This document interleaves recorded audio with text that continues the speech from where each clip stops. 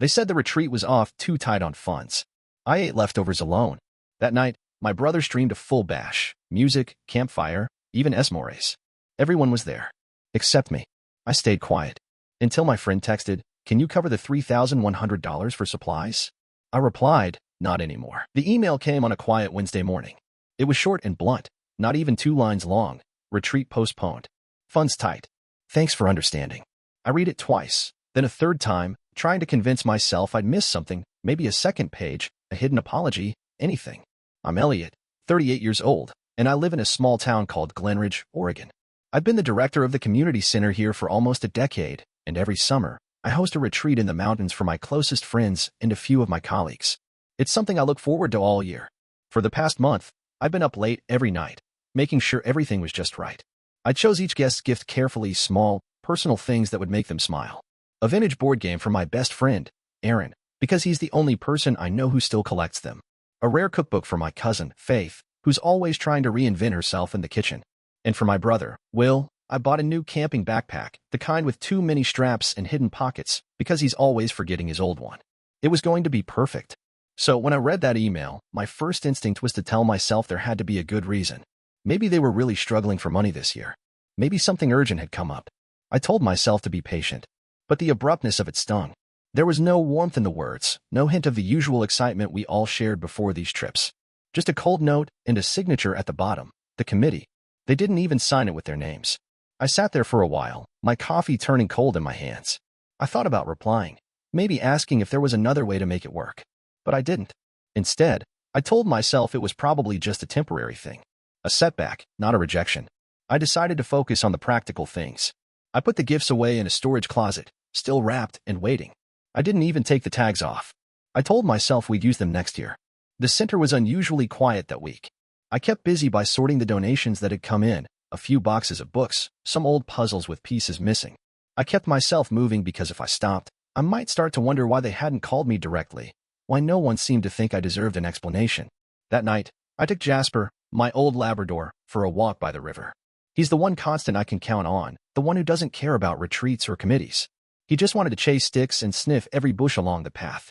I let him pull me along, trying to lose the weight in my chest.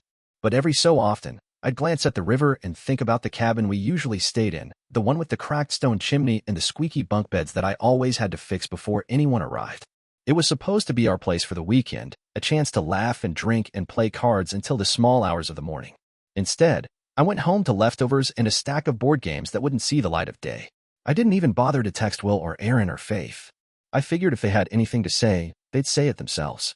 That was about 5 years ago, the first time I felt like maybe I wasn't as essential to them as I'd always believed. But back then, I didn't know how deep that feeling would go. I didn't know that this was only the beginning. The night the retreat was supposed to start, I tried to push it out of my mind. I had planned to go anyway, maybe just take Jasper up the river for a long walk and clear my head. But the rain was steady, and something in me was too heavy to leave the house. I ended up on the couch with a reheated plate of leftovers, pasta I'd made the night before. Jasper curled up on the floor next to me, snoring gently as if he didn't feel the shift in the air. It was almost 9 when my phone buzzed with a notification, Will's live. My brother? Live streaming? I clicked on it without thinking, half expecting to see him cooking up some elaborate meal or showing off the river from his back porch. Instead, the screen lit up with a flickering bonfire and a mess of voices and laughter. For a second, I thought it was just a coincidence, some other camping trip, some other gathering. But then I heard Aaron's laugh, low and familiar, and saw Faith's bright scarf trailing behind her as she walked past the camera. They were all there, every single person I'd invited to the retreat, standing around that same cabin we'd been using for years. My throat went dry. The camera panned around, showing the cookout I'd planned, the grill I'd picked up from the hardware store last month, the table piled with the snacks I'd ordered in bulk because I knew how much Aaron loved those spicy pretzels. Even the camping backpacks, still wrapped in bright paper, were stacked in the corner, unopened and out of place. The live feed kept going, but I felt like I was underwater. My friends, my family, they were there, and I was here. My brother was holding a beer, the glow of the fire catching his grin. He turned the camera to show Faith making s'mores, marshmallows melting into sticky white threads. She looked so happy. I didn't even realize I'd put my fork down until Jasper nudged my knee, sensing that something was wrong. I muted the phone and just watched in silence. For a moment, I almost convinced myself it was some misunderstanding. Maybe they'd meant to call. Maybe they'd forgotten me by accident. But then I heard Will's voice, low and easy. Glad we kept it small this year. Just the right crowd, you know? Just the right crowd. The words echoed in my head, louder than the music coming from the cabin's old speakers. My chest felt tight, like all the air had been sucked out of the room. I thought about the gifts, my careful notes on who liked what, the hours I'd spent choosing every detail. I thought about the way I'd told myself, again and again, that it was just postponed, that there had to be a good reason. But there they were, all of them, laughing and dancing like I didn't even exist. I turned the phone over so I didn't have to look at it anymore. I couldn't bring myself to turn it off. I just let it sit there, face down, as if maybe the party would stop if I didn't watch it. Jasper whined softly and put his head in my lap. I ran my fingers through his fur, trying to calm the shaking in my hands. The pasta on my plate had gone cold, but I didn't care. I couldn't taste it anyway. I didn't call or text anyone. I didn't want to hear the excuses, the half-hearted apologies. I just sat there in the quiet of my living room, feeling like the walls had closed in around me. The fire in the video kept crackling, bright and warm. My house felt cold in comparison. I thought about driving out there, about showing up unannounced and demanding to know why they decided I didn't belong. But I couldn't. I couldn't face them, not like this. So I sat there, Jasper snoring softly beside me, the phone still buzzing every few minutes with comments and likes as if this was just another party. As if I wasn't supposed to be there at all. I finally turned off the phone when the video ended, the screen going black and leaving me alone with the echo of laughter that wasn't meant for me. I took a deep breath, but it didn't feel like enough. That night, I realized this wasn't just about the retreat being canceled. It was about something bigger, something I hadn't wanted to see until it was right there in front of me. For the first time in a long time, I felt like a stranger in my own life, and I didn't know how to fix it. The morning after I saw that video, I woke up with a new kind of clarity. The hurt was still there, sharp and jagged, but there was something else in its place, resolve. I didn't want to be the guy who made a scene, who demanded explanations they'd never give me. But I also wasn't going to keep playing the fool. For years, I'd done everything I could to keep the community center running, even when the budget was tight. I'd paid for things out of my own pocket, coffee for the staff room, new lighting for the old auditorium, the subscription for the shared streaming services so everyone could watch movies together after hours. My brother and Aaron used those services too. Everyone did. That morning, I sat down at the old wooden desk in my office, the one covered in scuffs and coffee rings. I opened my laptop and pulled up all the accounts I managed. It felt almost mechanical. Cancel the coffee delivery, terminate the streaming subscriptions, pause the co-working membership I'd been paying for so Will could have a quiet place to work when he was freelancing. Click. Cancel. Click. Remove. Each little task felt like a stitch being carefully unpicked from the fabric of our shared lives. I didn't tell anyone. I didn't send any messages. I didn't leave any notes. Let them figure it out on their own. If they noticed, maybe they'd understand what I'd been doing all these years, holding everything together, even when no one bothered to notice. Calls started coming in that afternoon. First Aaron, his voice full of forced cheer. Hey, man, something's up with the coffee order. Did the vendor mess it up again? I let the call go to voicemail. Then my brother, trying to sound casual. Hey, Netflix says the account is inactive. You know what's up? Another voicemail. By evening, Faith had sent a group text. Anyone else having problems with the shared calendar? Elliot, can you check it? I stared at the message for a long moment before deleting it. No reply. No explanations. Let them feel the quiet for once. I spent the next few days moving through my life like I was shedding layers of skin. Every time I canceled another service or ended another auto payment, I felt lighter. Like I was finally taking back pieces of myself they'd assumed belonged to them. Jasper was my only company through it all. He followed me around the house, his tail wagging as if he knew something had shifted. At night, he'd curl up at my feet, and I'd lay in bed thinking about how easy it had been for them to cut me out. How quickly they decided I wasn't worth including. The days turned into a week. More calls. More messages. Will even showed up at the center one afternoon, poking his head in like nothing had happened. Hey, man, you okay? Haven't heard from you in a bit. His voice was soft, practiced. I knew that tone. It was the same one he used when he was trying to smooth things over, to act like it was all a misunderstanding. I didn't even look up from my desk. Busy, I said flatly. He shifted his weight, glancing at the half-finished mural on the far wall. Well, if you need anything, you know we're here. I almost laughed at that. We're here, like they hadn't all been somewhere else without me. I didn't say anything. He left a few minutes later, the door clicking shut behind him. That night, I sat at my kitchen table, scrolling through every shared expense I'd covered over the years. There were so many small things that added up, unnoticed by everyone except me. I kept going until the numbers blurred on the screen. Finally, I shut the laptop and leaned back, feeling a calmness I hadn't felt in years. I didn't know what would happen next. Maybe they'd figure out I was done. Maybe they'd just move on, like I'd never been part of it at all. But for once, it didn't matter to me. The quiet was mine now, and I was going to keep it that way. The messages started to pile up within days, each one more desperate than the last. First, it was Aaron's voice in my voicemail, full of forced brightness. Hey, buddy, just wanted to check in, you know? We've all been talking, and we're worried. Let's grab a beer and chat. I didn't bother listening to the whole thing. I deleted it after the first few words. Then came Faith's texts, written in her usual cheerful tone that felt like a costume now. I'm sorry, Elliot. I didn't know how much it would hurt you. Can we talk? Please. Another message. I didn't mean for this to happen. I was just going along with what everyone else wanted. And my brother, Will, the one who never liked to show his cards. His first voicemail was short and measured. Hey, Elliot. I don't know what's going on, but can we fix this? Call me back. The second one was different, quieter, his voice breaking a little at the end. I didn't mean for you to feel like you weren't part of it. I really didn't. Just, let's figure this out, okay? I listened to them all once, then played them again, slower this time. I could almost hear the rehearsed notes in each apology, the way they were trying to find the right combination of words to pull me back in. But I didn't answer. Instead, I opened a new notebook, one of those cheap spiral ones I always kept around, and I started writing everything down. Each apology, each excuse. I labeled them carefully, like I was cataloging artifacts from a life that didn't belong to me anymore. Page 1. It was just supposed to be a smaller gathering. Page 2. We didn't think you'd be so hurt. Page 3. It wasn't personal. You know how these things go. They talked about the retreat like it was some small, harmless oversight. Like it wasn't a deliberate choice to leave me out. Like they hadn't all stood around that fire and laughed while I sat in my kitchen, watching them on a screen. I sat at my table for hours some nights, listening to their voices over and over. It was like peeling back layers of an old wound, and the more I listened, the clearer it became. They weren't really sorry. They were sorry they got caught.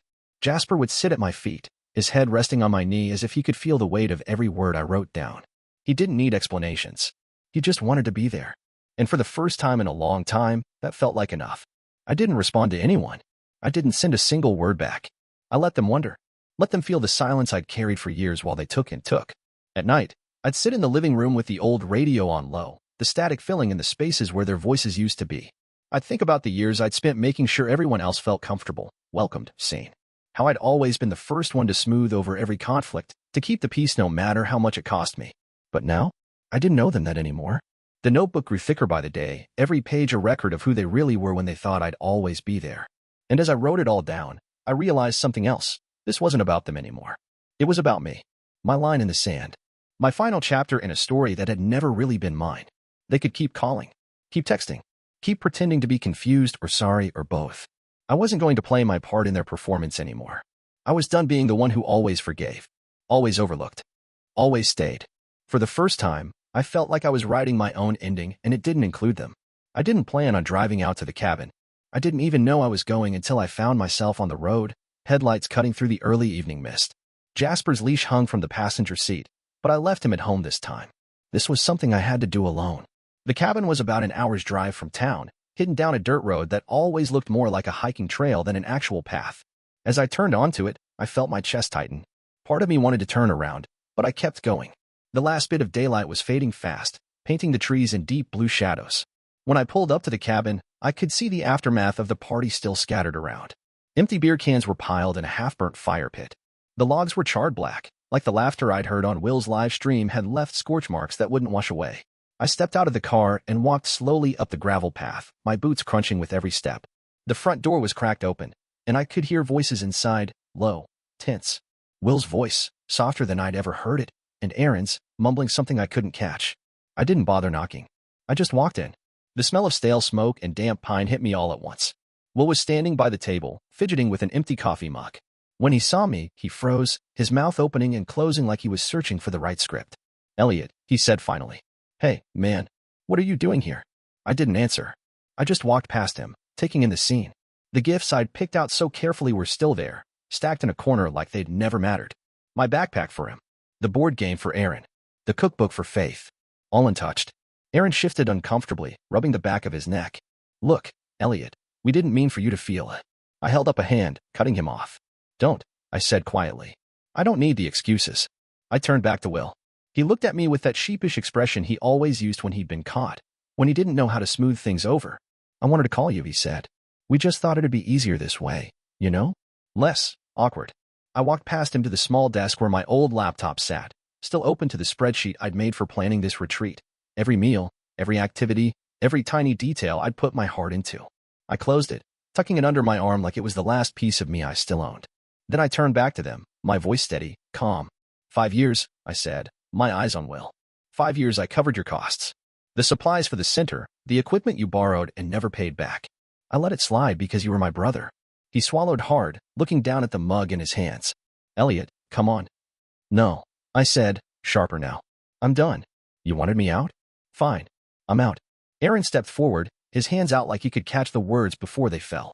Elliot, you're being too. I'm not, I said quietly. For once, I'm not being anything except honest. The room was so still I could hear the wind outside, rattling the windows in their frames. I looked around one last time, at the cabin that had always felt like home, and realized it didn't anymore. It wasn't mine. It never really had been. Will cleared his throat, his voice small. So, what now? I met his eyes. Now, we're done, I said. You don't get to have me and all the things I do for you without giving a damn about me. I didn't wait for an answer. I walked to the door, pausing just long enough to say the only thing that still mattered. Goodbye. I stepped out into the cold evening, the door closing softly behind me. For the first time in a long time, I felt like I was walking away from something I didn't have to fix. Something I didn't owe anyone. As I made my way back to the car, I realized I didn't feel angry anymore. I didn't feel anything except relief. And that was enough. It didn't take long for the calls to start coming in. First, it was a couple of old friends, people I hadn't heard from in years. They called out of the blue, voices strained with concern that didn't sound real. Hey, Elliot. Just checking in. Will said you've been going through something. He's worried, man. I didn't answer. I let the messages pile up, each one another brick in the wall I was building between me and the people who only knew how to take. Then the messages started to come from people I didn't even expect. Mutual friends from the community center, coworkers who'd never had much to say to me before. Even old acquaintances who hadn't talked to me in a decade. I heard you're being kind of cold with everyone. Your brother's worried sick about you, you know? Your mom's devastated. She doesn't understand what's going on. I sat at my kitchen table, listening to them one by one. Each voice was different, but they all said the same thing. You're overreacting. You're making it hard for everyone. Why can't you just let it go? I didn't answer any of them. I didn't have the energy to keep explaining what they didn't want to understand. I could see the pattern so clearly now. Every message, every call was just another attempt to pull me back into the role I'd always played. The fixer, the peacemaker, the one who made sure everything stayed easy for everyone else. Jasper watched me from his bed in the corner, his head tilted like he could sense the quiet resolve settling into my bones. He was the only one who didn't seem confused by it, the only one who didn't need me to be anything but what I was. The silence that had always been so heavy in my life felt different now. It felt like freedom. I stopped checking my phone. I stopped opening the voicemails. The few times I did, it was always the same voice in a new costume. Will's shaky concern, Aaron's wounded confusion, Faith's tearful apologies. They all seemed to think if they just said the right thing, I'd come back and put everything back together. But I was done with that. They didn't know how to handle it. They didn't know how to handle me not giving in, not playing my part. So they tried to twist it into something it wasn't. I heard from a friend of a friend that Will was telling people I'd lost my mind. That I just snapped one day, turned cold for no reason. Faith was telling anyone who'd listened that she'd tried to fix it, but I wouldn't let her. That I'd shut them all out and refused to even talk. I didn't bother to defend myself. I didn't feel the need to prove anything anymore. Let them say what they wanted. Let them spin their stories about the Elliot who'd turned his back on everyone. I knew the truth. I knew I hadn't turned my back on them. I just stopped carrying them. And as I sat there in the quiet of my kitchen, Jasper's head resting on my knee, I felt a distant, resolute sadness. Not the sharp pain of betrayal, not the desperate need to fix what was broken. Just the quiet acceptance that this was over. I didn't need to be the villain in their story. I didn't need to be the hero, either. I just needed to be done. So I let the calls keep coming. I let the messages stack up. I didn't reply. I didn't explain. For the first time, I didn't feel like I owed them that. And in the stillness, I realized something I'd never known before. I didn't owe them anything at all. A couple of weeks later, I sat at my kitchen table, the notebook I'd been filling with their excuses spread open in front of me. The sun was setting outside, casting long shadows across the old wooden floor. Jasper lay beside me, his tail thumping lazily every time I shifted in my chair. I stared at the page in front of me for a long time before I picked up my pen. My hand was steady. My thoughts were clear. I started with Will. I wrote out every dollar I'd spend on his freelancing gigs, every month of co-working space rent, every little loan I'd let slide without even asking for repayment. I didn't dress it up or add any bitterness. I just laid it all out, black and white, line by line. Then I moved on to Faith, listing every meal I'd covered, every project at the community center I'd funded because she'd promised she'd make it up to me when things got better. And Aaron, with his endless late-night calls and his always just short paycheck. By the time I was done, the letters were long and dense, but I knew they were exactly what they needed to be. I didn't soften anything. I didn't leave anything out. This wasn't about money anymore. It was about finally telling the truth, about showing them that my generosity had always been a choice, when I wasn't making any more. In each letter, I ended with the same line. This wasn't generosity. It was my devotion. And it's done now. I read them over one last time, making sure they said exactly what I wanted them to.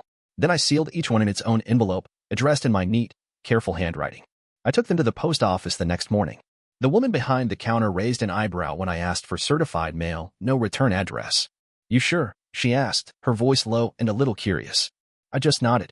Yeah, I said. I'm sure. As I watched her stamp the envelopes and slide them into the outgoing bin, I felt a lightness in my chest I hadn't felt in years. It was like I'd been carrying these words for so long, and now they weren't mine to carry anymore. That night, Will tried calling me again. My phone lit up with his name, but I let it ring until it stopped. Then it buzzed again, a new voicemail. I didn't even listen.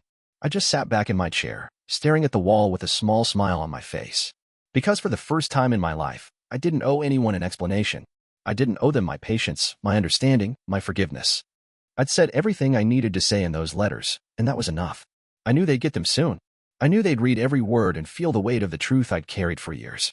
And I knew, finally, that I was done. When Jasper nudged my hand with his wet nose, I scratched behind his ears and felt that same quiet relief. This was mine, this moment, this calm. They couldn't touch it. They couldn't take it. For the first time, I felt like I was living a life that belonged to me. And I was never going back. A few weeks after sending those letters, I drove back up to the cabin for the first time since everything had happened. The air smelled like pine and damp earth, the river nearby murmuring its quiet song. It was early morning, the kind of soft, misty dawn that always made me feel like I was the only person in the world. I parked at the edge of the property, stepping out of my car with a box of documents in my hand. The final papers for the transfer. I'd spent the last couple of weeks getting everything in order, working with the nonprofit group I'd always admired, Outward Pathways, a wilderness therapy program for at-risk youth. I'd first heard about them years ago, when I helped them plan a community fundraiser. The way they talked about healing and fresh starts had always stuck with me, like a quiet promise of something better. And now, I was ready to give them the cabin, the one place I'd once thought would always be mine and my friends to share. A woman from the group, Julia, met me at the property. She was young, with sun-warmed skin and a steady smile that felt genuine in a way I hadn't seen in a long time. Thank you for this, she said softly. We're going to make sure it's a place where kids feel safe, where they learn they're not alone. I just nodded, handing her the paperwork. That's all I ever wanted for it, I said. And I meant it. The final signature was quick, almost anticlimactic. She thanked me again and promised to send updates, photos, letters from the kids who would spend their first nights here, maybe a drawing or two to hang on my fridge. But I didn't really need that. I was just glad it was going to be theirs. As I walked back to my car, I took one last look at the cabin. The crooked chimney. The creaky porch boards. It felt like saying goodbye to an old friend, someone I'd grown apart from but still cared about. I didn't linger. There was nothing left there for me anymore. Back in town, I stopped by a little coffee shop downtown. It was the kind of place where no one asked too many questions, where the barista just smiled and remembered your order because you came in often enough to matter. I sipped my coffee slowly, ignoring the unknown number that buzzed on my phone screen. I didn't need to hear their apologies or their anger or their confusion. Let them talk. Let them spin their stories. I had my own life to get back to. When I got home, I pulled out an old canvas I hadn't touched in years, something I'd started when I was still trying to figure out what I wanted from the world. It was just an outline, a swirl of blues and greens that never felt finished. I set it on the easel and picked up a brush, breathing in the faint, familiar smell of paint. For the first time in a long time, I didn't feel like I was painting for anyone else, not to prove anything or to be seen, just to see what might happen if I let myself create something that was only mine. Jasper patted over, his tail wagging as he settled at my feet. I reached down and scratched behind his ears, the silence in the room warm and easy. I didn't know what came next.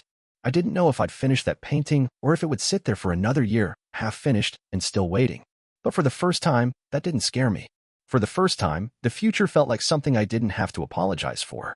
And that was enough. It took me a while to settle into a new routine. At first, I didn't know what to do with the quiet. It felt like an empty house after a party, echoes of old conversations hanging in the air, even when no one was there to say them anymore. But then I started to fill it in small ways.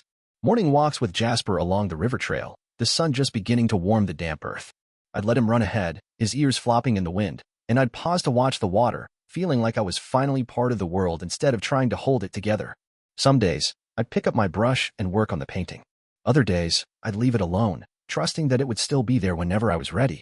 I started spending more time at the community center again, not as a director or a planner, just as a neighbor. I'd drop off a box of used books or sit in on a class, happy to let the quiet of the place wrap around me. The calls kept coming for a while. My mom's number would flash on my screen every few days. I never answered. I didn't need to hear another apology half buried in blame, another attempt to pull me back into the same old patterns. Eventually, she sent one final email, a half apology, half justification that tried to pretend it was about moving forward. I deleted it without reading. Some nights, I'd catch a glimpse of the moonlight on the river, and I'd remember those nights in the cabin, how I'd once thought those friendships would last forever. It hurt, in a way I couldn't quite name, but it didn't feel like a wound anymore. Just a scar. A story I'd already written. I started reconnecting with the people who never expected anything from me except the truth, old friends from my college days, neighbors who only knew me as the guy who always had a dog by his side. We'd meet for coffee, talk about nothing and everything, and I'd realize how different it felt. No one was trying to take anything from me. No one needed me to be anything more than who I was. On a cool evening, I stood by the window of my small studio, the air crisp and clean as I looked out at the quiet street. Jasper shifted beside me, his warm weight a steady presence. I reached down and scratched his ears, feeling the rhythm of his breath, the calm that came with knowing he didn't care about the past. I turned off my phone and left it face down on the kitchen counter, the world outside fading into a silence that felt like freedom. No one to answer to. No debts I never owed. For the first time in years, I felt like I was living a life that was truly mine. Not out of obligation. Not out of habit. Just because it was mine to live. And in that moment, standing there with Jasper at my feet and the last light of day fading into night, I felt something I hadn't felt in a long time: peace. It wasn't loud or dramatic. It didn't need to be. It was enough. And for once, that was all I needed.